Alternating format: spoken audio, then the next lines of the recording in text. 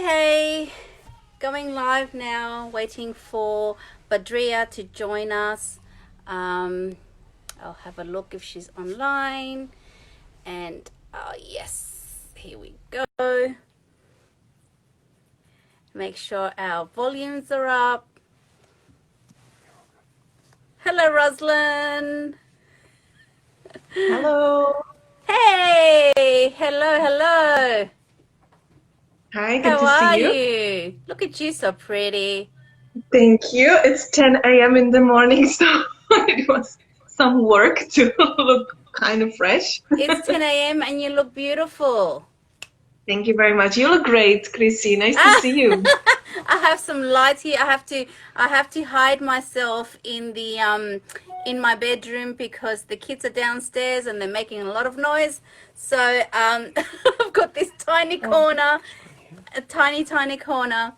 Um, so thank you. Thanks so much for joining us in here in Australia. It's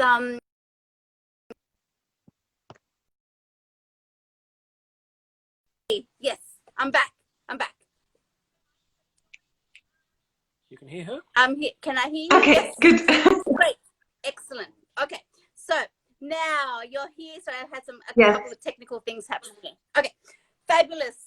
Thank you. Thank you for joining us here, Badria. I know it's 10 o'clock your time. It's early. And I know that now time you want to sleep in with your little Bubsy that's growing. Yeah, so exciting. Um, I'm really excited to bring Golden Era legends here for our Australian audiences, as well as dancers from everywhere have been coming, and it's been really exciting to have all these dancers from everywhere joining us, and it's going to be such a special day. Well, it's going to be evening for us. After afternoon, my cat says hello because it's just Hi. And my hi to Russian. everybody who said hi already. Hi. Oh yes, and hi everyone. Oh, Santa here from South Africa. She was actually one. Santa, hi. She was actually one of our first international people. Well, international. I mean, outside of Australia to enroll. So I'm really excited. So I'm really excited. We have a lot of South African dancers joining us. It's just, yeah, I'm really overwhelmed with so much love and so much interest that people have in Golden Era.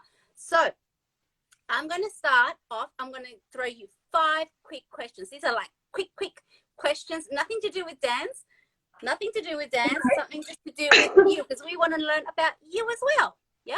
Oh, So okay. okay, so these are quick questions, and I don't want you to think about them too much. Okay, your Oh my. favorite color? What's your favorite color? Well, the one I have right now, fuchsia. Oh, fuchsia, nice. Yes. Oh, I'm on a pink vibe too. Great. Um, what's your favorite animal? I should not think too much. Oh my God.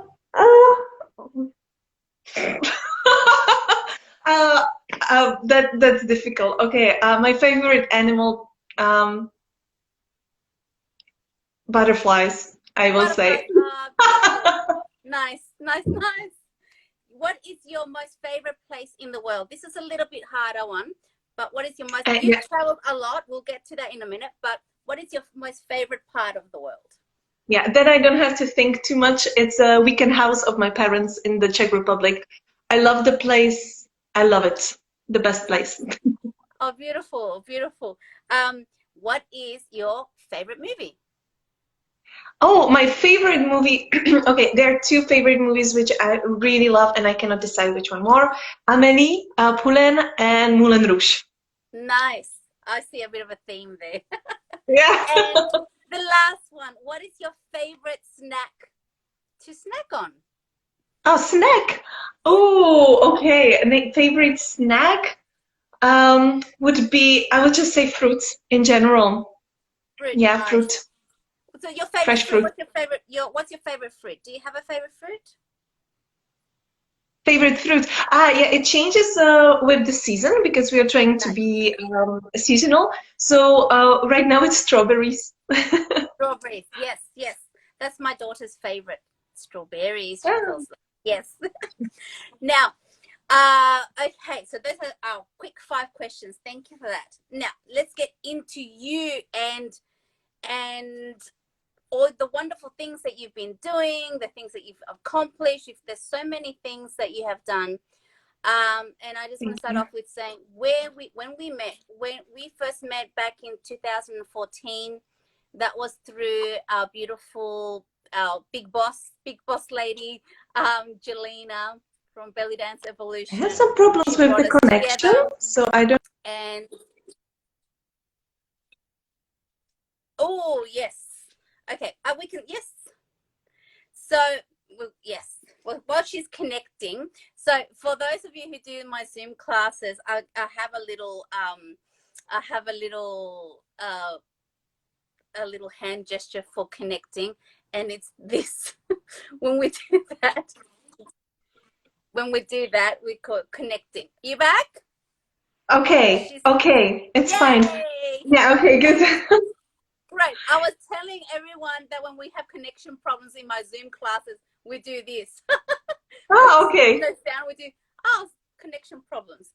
So I was saying, we first met in 2014 when you traveled to Sydney, Australia for the Dark Side of the Crown, and we had the pleasure of spending a week with you, training with you, rehearsing with you, and we all fell in love with you because you were just so wonderful and so open and so generous.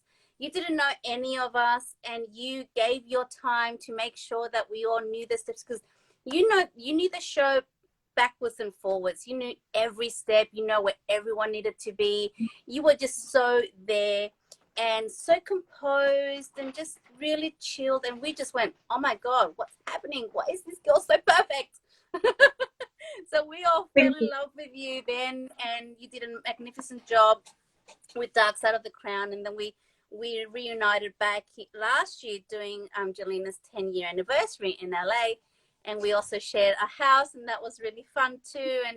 And I've been raving about you here in Sydney and in Australia, and everyone knows who you are, and everyone's really excited to have this opportunity to learn from you, because one of the things that I wanted to do when all this even last year, I was thinking of bringing you over here. We discussed that before, and now, you know, with everything going on, that wasn't possible. But now, you know, the world is our oyster, and we're able to have you online with us, and we're so lucky to do that. So I wanted to ask you to start off with saying, well, thank you for being here, and thank you for allowing us to learn from you. And I wanted to ask you, you have a long, you know, you've been dancing for a long time as an Oriental dancer. I wanted to ask you, for those who haven't yet gone to your belly dance museum, the website, your amazing website that we'll put in the comments, and if you haven't seen it, please go and check it out. If they don't know your background story, can you share a little bit about your beginnings, and also when you fell in love with Golden Era? So the beginnings, you mean beginnings when I started with dance, or? Yes. Yeah? Oh, yeah. Okay. It's actually funny because it was when I was around 18 years old, and everybody considered me that I'm more behaving like a man. In Czech Republic, it's very sexist, unfortunately, society. So I loved physics, I loved jazz and stuff like that, and everybody's like, oh, you're more man than a girl.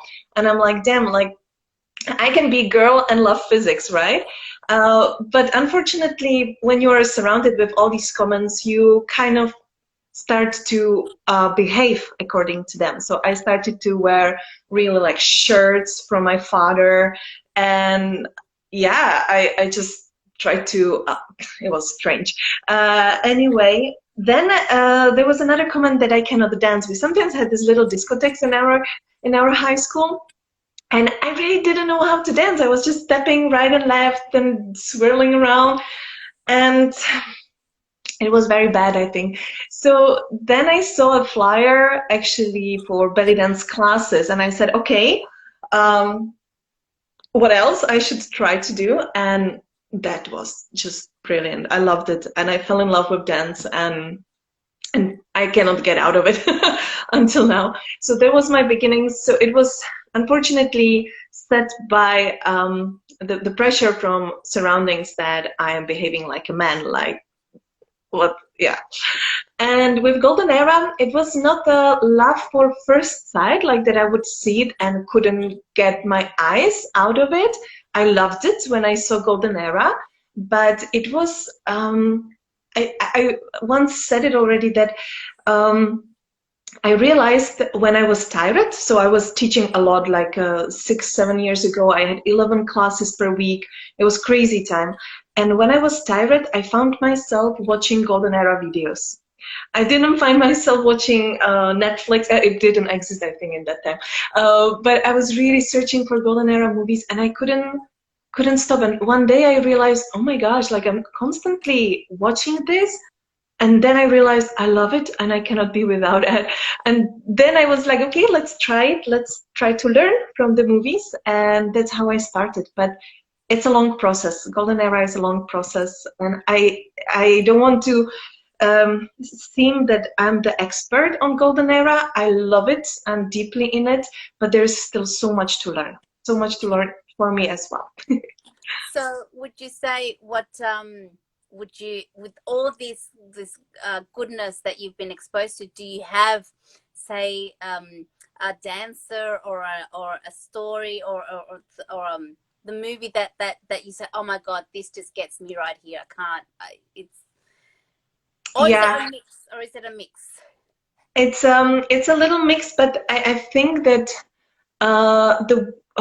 the most what touched me was Naima Akef. I think, yes, I know, Chris, you love her too.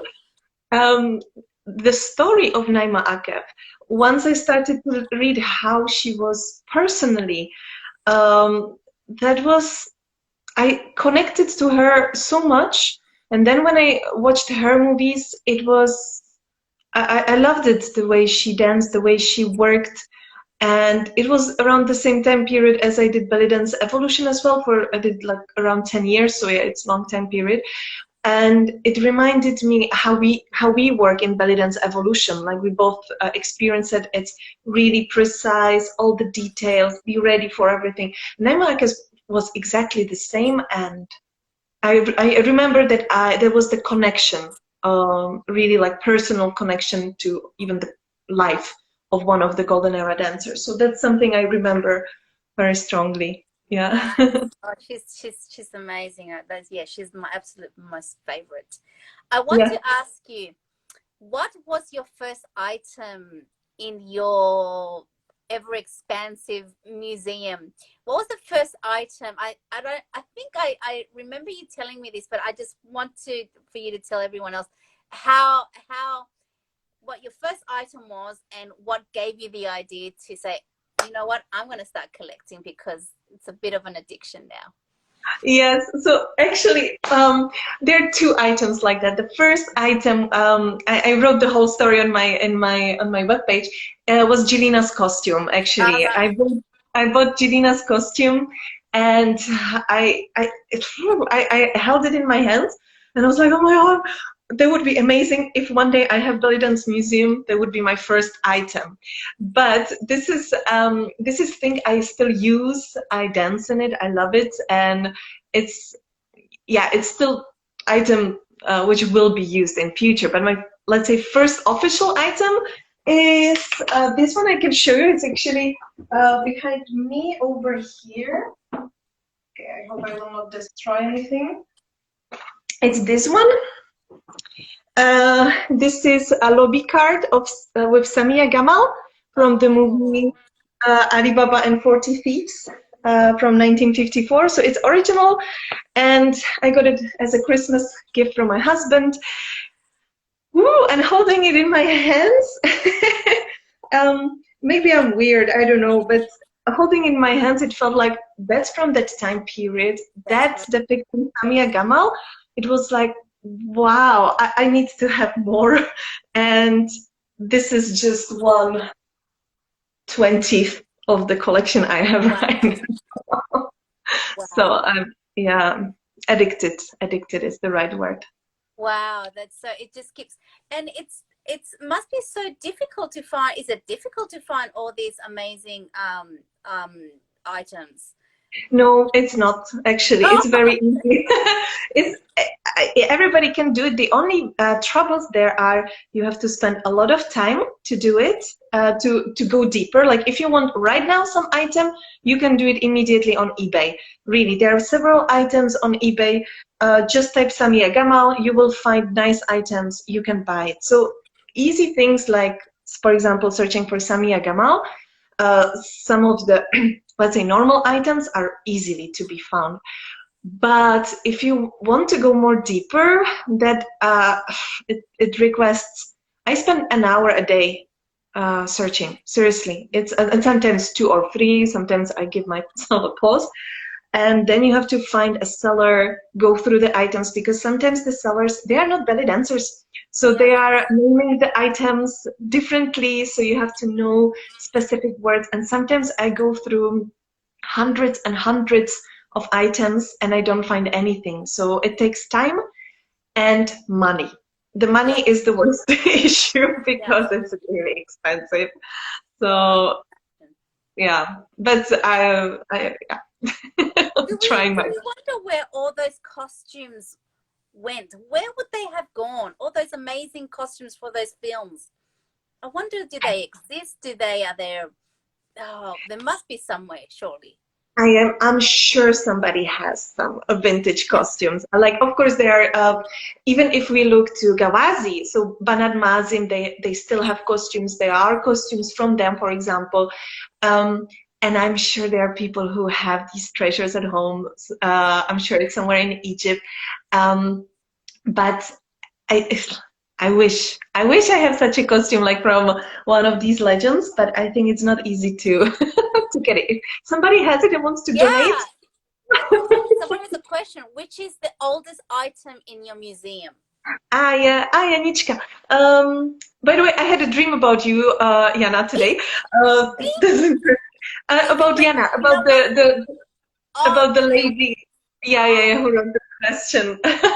So my oldest item I have here is from, like, really the print in itself. The real thing is from 1776, and this is my oldest, 1776. But I have also one print which is from 1737. But I know it was done, the drawing, but I'm not sure from exact date the print is, because it was, again, sold by someone who just found it at their grandma's place, and they're like, yeah, it might be 19th century, but I don't know. I would need to do like analysis, I guess, of the paper. Yeah. Don't know. Yeah. I'm sure 1770. Yeah. Wow. How amazing would it be to take those items to a laboratory and have them tested? And wow, that would be amazing. Let's get to some questions that you've been asked, and I have them here. Yeah, there are a lot. I know. A lot. Okay. Okay. Where do I start? Where do I start? I think, I know there is one question which is good to start actually with, from those I received yesterday. There is a question, what is Golden Era and what are the characteristics? And I think it's actually a good question. Normally I give lecture about this for an hour and a half or 2 hours. One minute. 1 minute. Yes. Elevator pitch. Do your elevator pitch. Oh my gosh, so it will be 1 minute. But just quickly to say, what we belly dancers take as a golden era of belly dance is time period between 1930s and early 1970s in Egypt.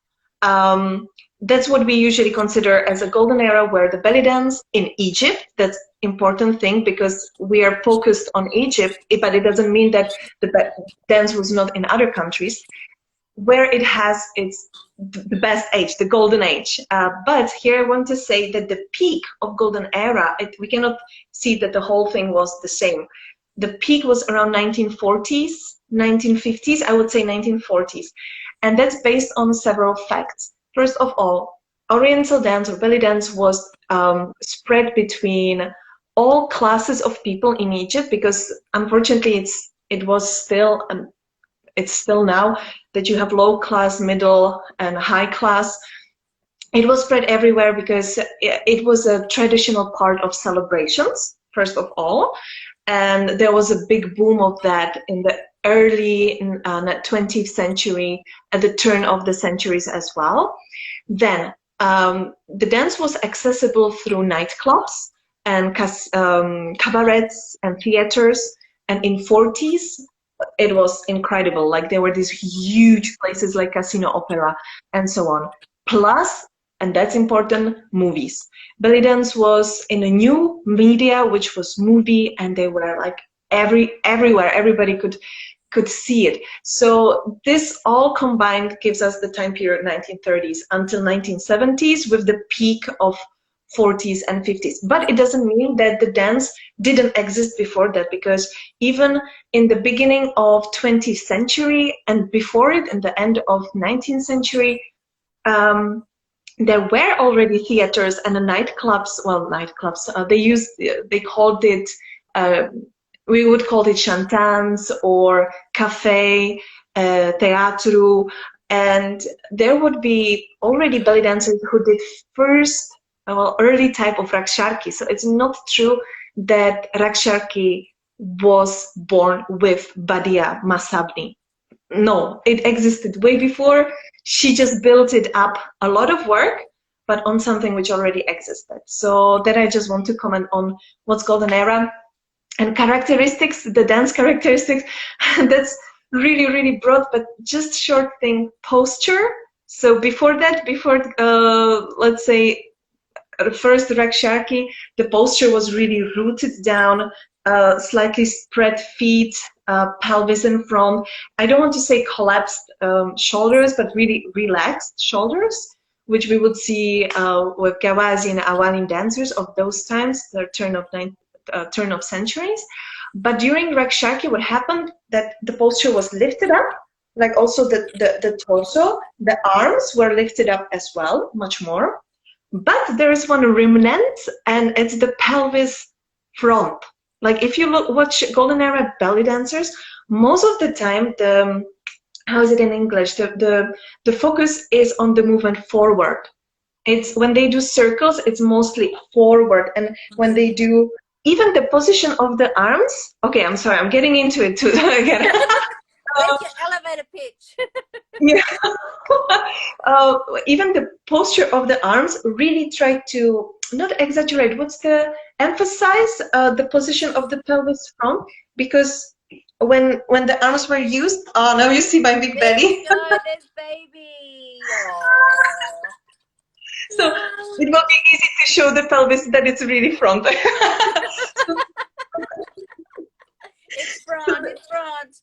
Yes, it's there. So the arms were really pushed backward, or when they were up, they were also like behind the head a lot. So this was really something special. And and of course, one important difference between modern and golden era, modern dance and golden era, is music.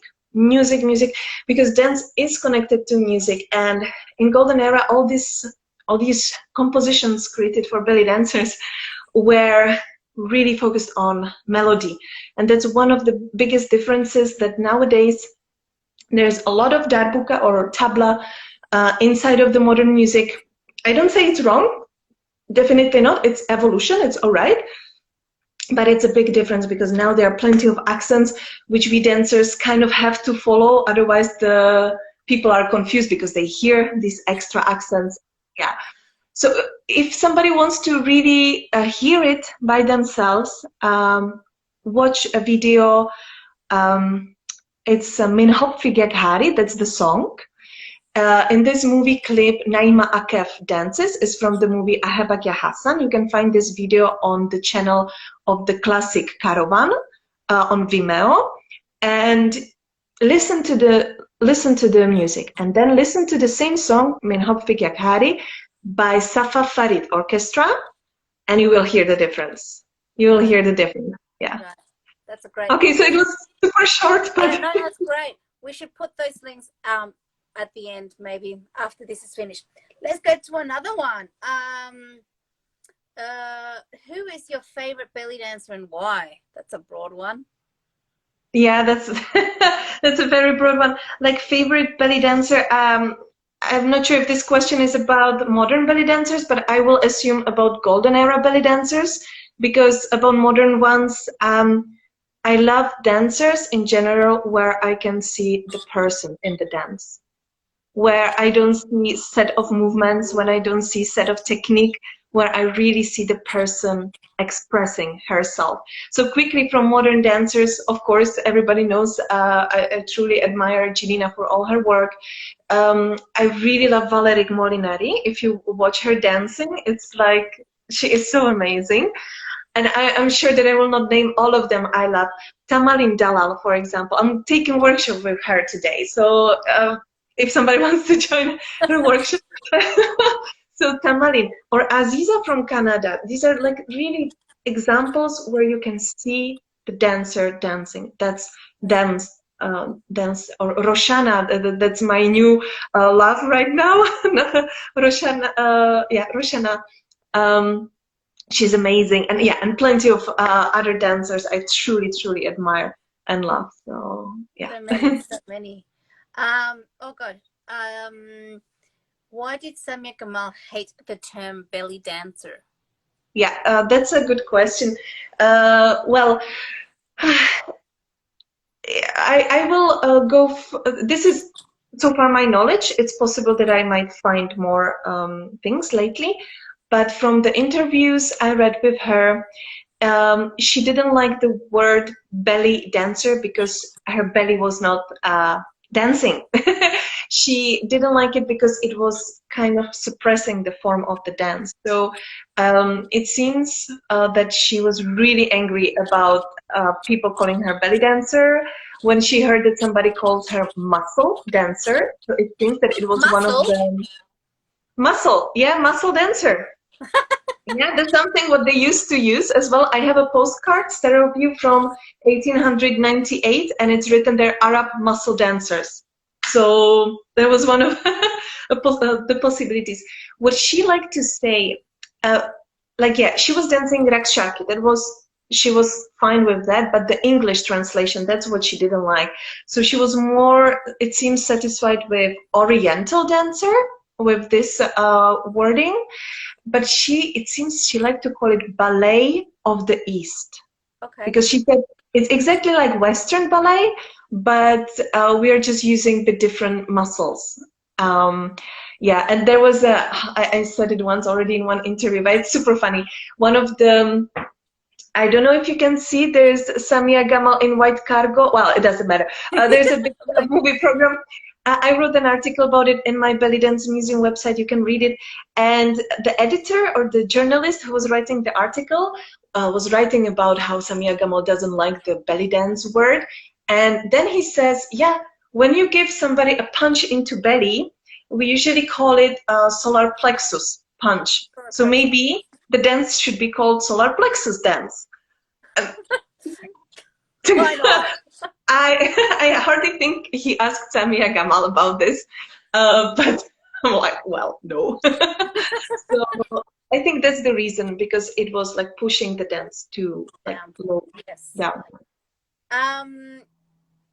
Some of these questions are, I think you've got them better listed, Badriyah, because mine is cut in half. I have one. What's the whole thing about Little Egypt? But I think my Yeah, there's a question. What's the whole thing about Little Egypt? That's a thing. As I said, I would need an hour to answer. Yeah, yes. I will answer quickly by this book, Looking for Little Egypt. There, if somebody's interested, you can read all of that, very nicely described there. So that's the whole thing about Little Egypt. That's the ladies, yeah. Yes. It's not, unfortunately, time for it. Yeah. Okay. What are fascinating tips on the golden era? I am. Hmm. Yeah. What are the fascinating tips on golden era? I'm not sure what kind of tips here are meant. If tips for studying golden era, I will assume that the person is asking about tips how to study golden era, or how to dance golden era. I think the most important tip I would like to give is study one dancer first. It's I wouldn't go with trying to find three clips of three dancers and just study that and thinking I'm fine with golden era. It's impossible. I would start dancer by dancer, watching the videos, trying the dance movements. And the reason is because, uh, as I will show in our workshop next week, because I did research and it's still ongoing research, so it will take me some time. There is a question: how best to study golden era while doing modern? Oh, okay, I will answer that one later.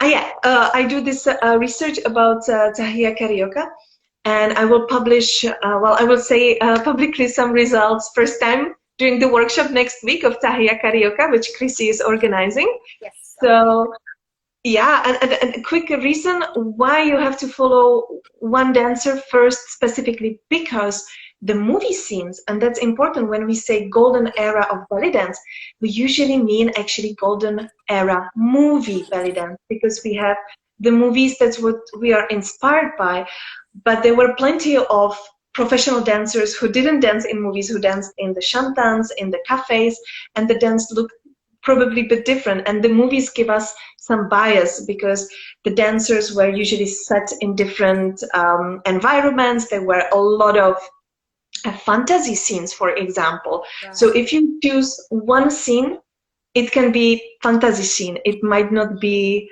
Raksharki, which is fine, but then you just take a little piece. Right. So therefore, study one dancer one by one. That's better, I would say. Yeah. Right.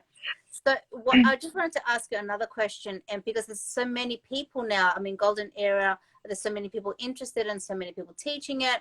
I wonder, is there scope for people to misinterpret or to to teach things that are not golden era, but they just put it under the umbrella of golden era, and if this obviously creates a problem of miseducation and understanding. So how do we as a student know when we sign up for a golden era that it's the right golden era? Yeah. I understand what you mean. It's pretty difficult actually for the students to know, and also for the teachers sometimes, because I know golden era is trendy. Let's teach it everyone, but it needs really a lot of studying. And even if I started to teach golden era several years ago, and now I see that I did some mistakes as well. But unfortunately, it's a learning process. So I would like to say also for the teachers, just make sure that the movements you're teaching, all of them, actually did exist in golden era. If you want to name your workshop golden era, you can always name your workshop inspiration by golden era, and be honest with the students.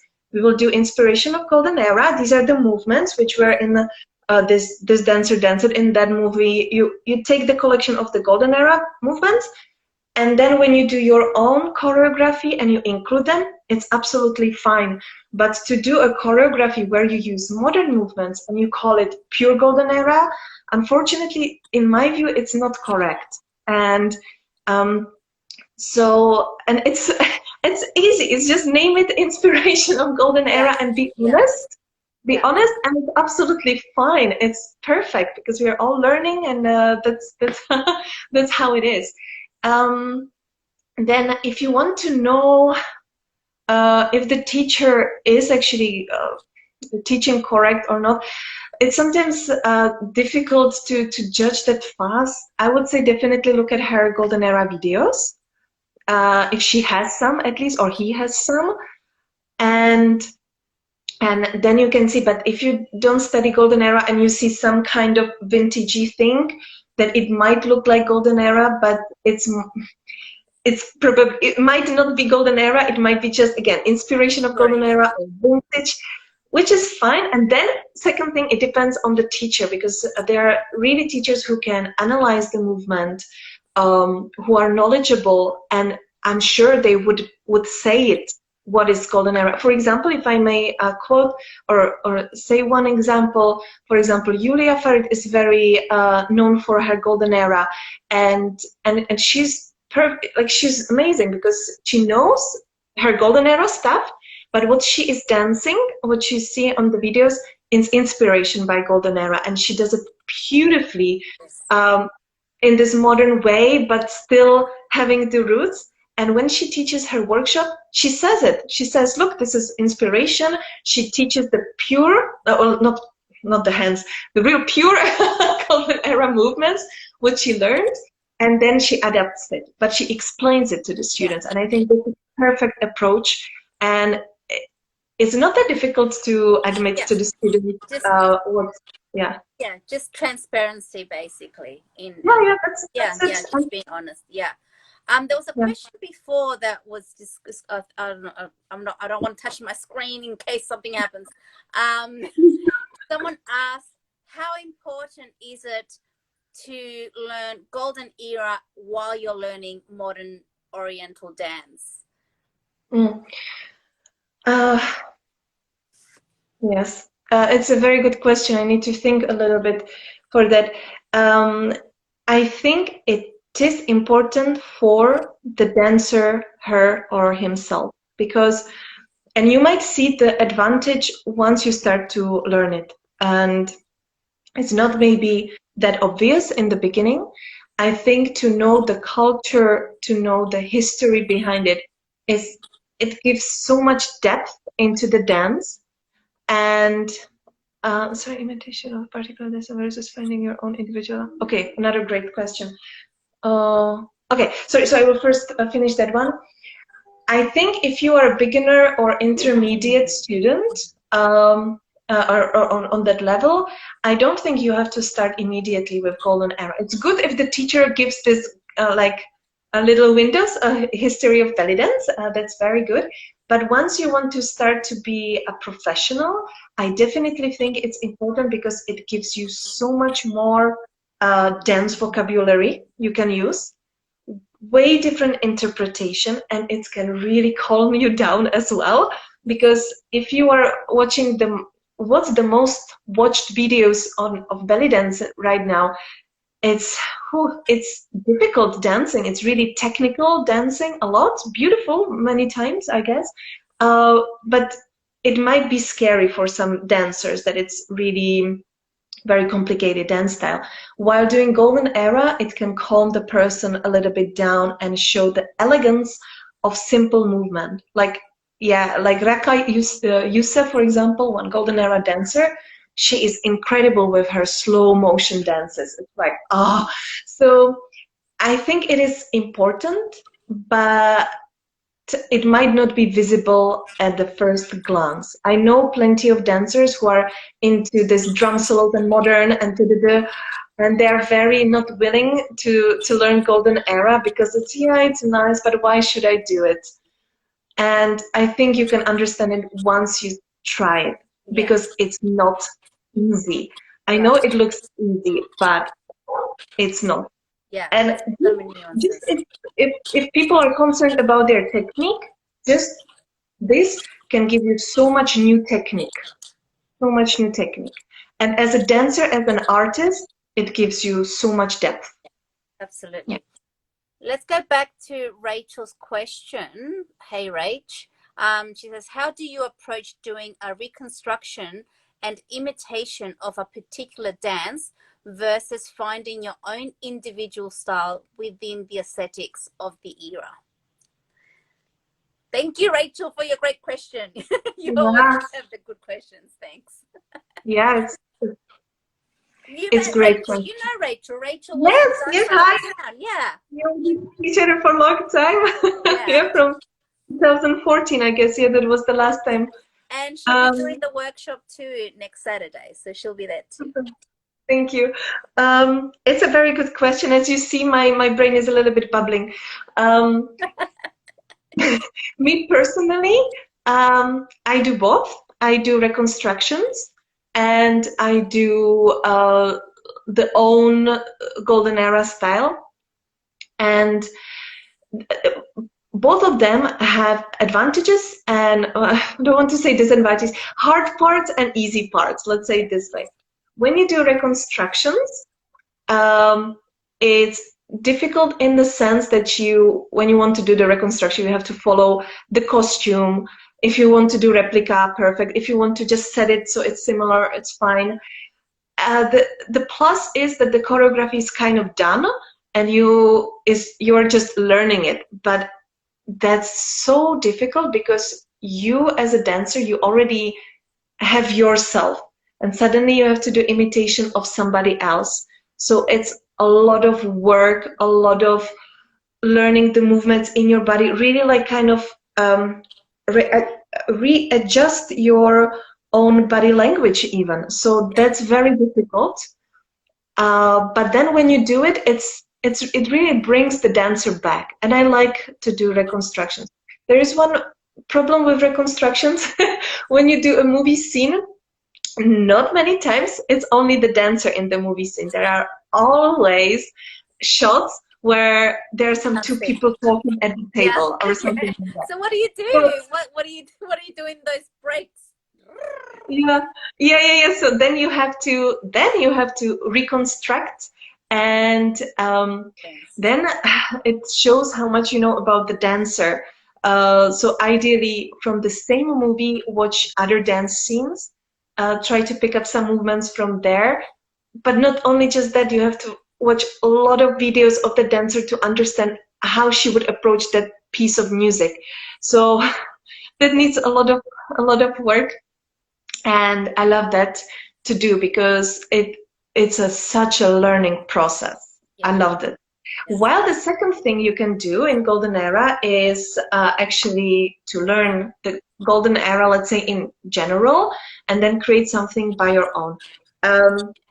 That needs one important thing, choose time period. So that's one tip I would like to give. You cannot do well, you can do whatever you want, but I wouldn't do it to mix dance style of 1940s with 1970s. It was very different. Even if you look at, again, Raka Youssef, one amazing dancer, when she was dancing in 50s and 60s, you see such a big difference in her language. So I wouldn't mix that. So choosing one period and study several dances from that time period. And while studying it, you will find what is connecting to your body, to your own set, and that will slowly create your own way of Golden Era feeling. But then when you do your own choreography, then again, choose the music which is appropriate for the time period, and also because we are all Rakshaki dancers based on really like working so much on choreography. But in 40s and 50s, they were still partly improvising. So they had the view in the movies you see that they will walk over there, they will do something over there, and some set of movements. But they didn't have like particular movement per each beat. Just Naima Akef. She has some choreographies where she's precise in her choreography. I love it. But most of the other dancers, they still were improvising. So pushing the choreography too much, that would be, again, a little bit contra. Yeah. Well, so just be in your body and be relaxed, but be aware of the era and the time frame that you're representing, and stay true. Yes. Right. Yep. Yeah, right. Exactly. And I love to do that. I love to do the second type because there I am still the artist myself, and I use the Golden Era dance vocabulary and interpretation as much as I can. But also, if you watch some of my latest Golden Era movies, I wish I could do movie clips. you can recognize some belly dance move. You will recognize all of the movements of some dancers. Like I'm really impressed by Kati, for example. Kati, I loved her dances, and I found out that some of the dancers' movements fit my body more, and I use it. So that's do you ever find yourself dancing? I'm working on this golden era piece, and then so this new kind of this modern move comes in, and you go, oh, I better not. I have to put that away. Or do you sort of okay, let me see if I can intertwine this with what I'm doing and make it part of the feel of golden era? I don't have the problem that modern moves would go into my golden era belly dance performances. Once I had it, and you know when it was? It was with live music. Okay. When the music, they did a golden era music song, yeah. but it was played modern, and Yes. I felt on the stage that I put some modern things in it by accident, or just the stylization. I was doing the same movements as I would do, but just even the face expression and everything, I was like, oh, come on. I was losing the contact with the golden era. It was because of the music. And but if I have really like golden era music, I think I can improvise in the golden era style now, but it's after a good 8 years of studying the golden era. And as I said, I'm not expert. I don't find myself like, I just study a lot and I like it and I love it. But I have opposite thing that now in my modern belly dance, I put a lot of golden era in it. I love it. It's great. It's soft, and I feel comfortable with it. Yeah. And I think I remember watching your performance from the side of the stage at Jelina's 10-year anniversary last year when you came out in your little short shorts. I'm like, what is she going to do? And I remember you rehearsing in our lounge room. You and Natalie were rehearsing your bits, and I'm there eating my chips, and I was supposed to be rehearsing, and I couldn't do it. But and you were just so you just went into some sort of like trance. You just were in that character. You're in that character, and I think that's what makes you pop out.